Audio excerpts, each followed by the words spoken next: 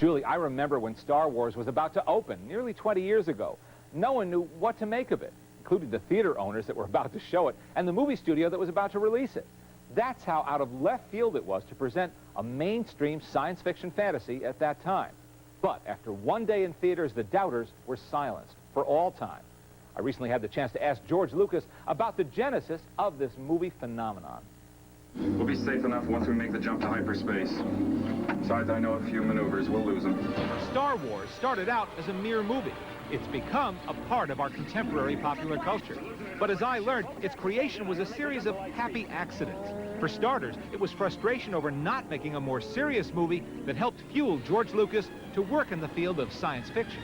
Quite frankly, a lot of the film came out of Star Wars, came out of my work on Apocalypse Now, which I had been developing before Star Wars, and I was going to do after American Graffiti, but nobody would finance it because it was no studio in the United States would touch a film about the Vietnam War because it was verboten, and struggled and struggled and struggled and couldn't do it. And I said, well, what if I take a lot of the issues that I'm dealing with and I put them into a more fantasy-like atmosphere and deal with it in metaphor rather than concretely?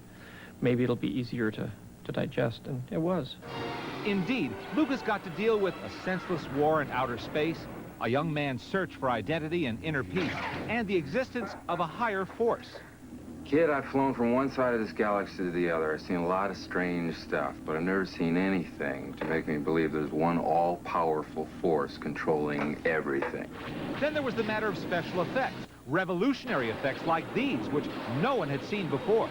How do you find people? How do you find the right people to do that kind of work and to invent things, which is what they had to do? Yeah, there was a small group of people that had done special effects. Some guys had worked in commercials doing the Pillsbury Doughboy and this, so there was maybe a few dozen people in Hollywood that had actually had some experience. They were mostly college students. I can't hold off forever. Now what? This is some rescue. Finally, there was casting. Lucas tested unknown actors together to gauge their chemistry as Han Solo, Luke Skywalker, and Princess Leia. He had 5 groups assembled for a round of screen tests, and a young part-time actor named Harrison Ford